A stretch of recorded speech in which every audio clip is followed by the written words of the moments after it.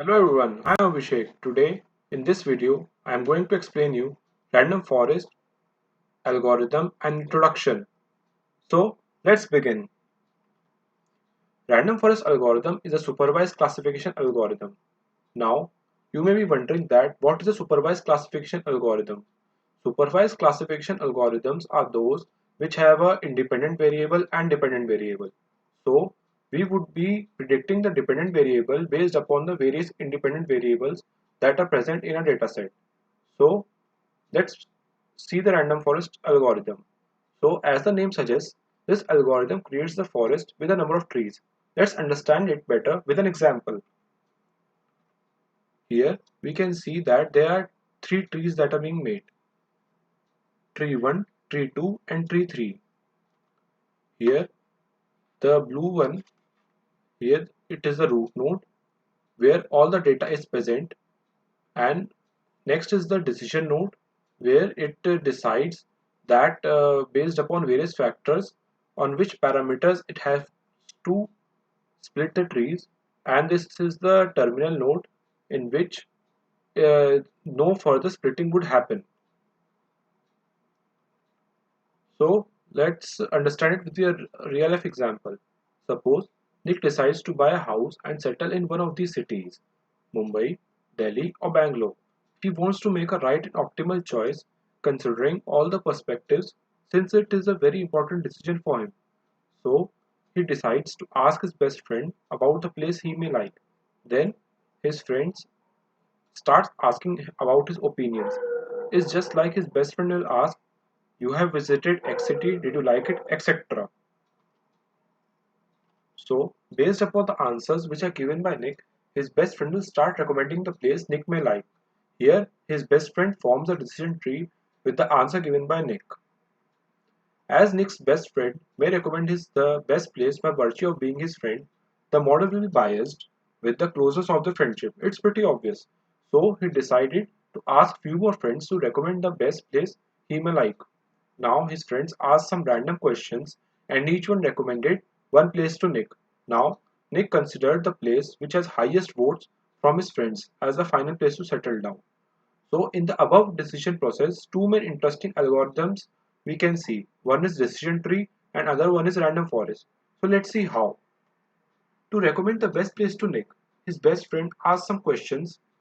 Based on the answers given by Nick, he recommends a place. This is a decision tree algorithm. So Nick's best friend is the decision tree, the vote, the recommended place is the leaf of the decision tree, the target is finalized by a single person.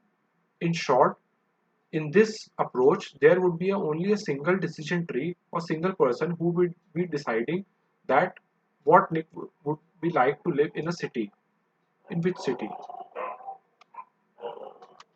Now, in this case, when Nick asked his friends to recommend the best place to settle among three, each friend asked his different questions and came up with a recommendation of a place. Later, Nick considered all the recommendation and calculated the votes. Votes basically to pick the popular place from the recommended places from his friends. Now each friend is a tree and combination of all friends will form the forest. This forest is the random forest as each friend asks random questions to recommend the best place to settle down among the three.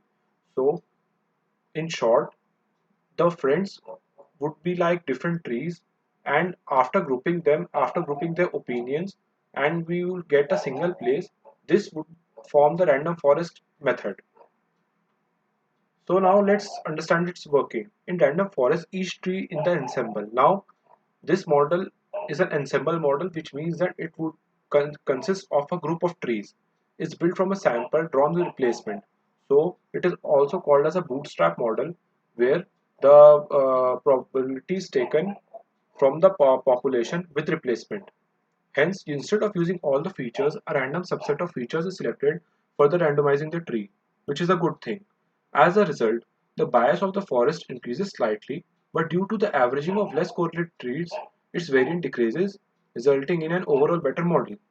That's great. So let's understand it with an help of a diagram. So here we can see there are four random subsets of the training set, and we would be getting a single tree, or which would predict the values in the end. So this would be the individual decision trees, and they would contribute to make a forest, and we would get a single value from all the four. So now let's see the advantages of random forest. The random forest algorithm or the random forest classifier can use for both classification and regression tasks.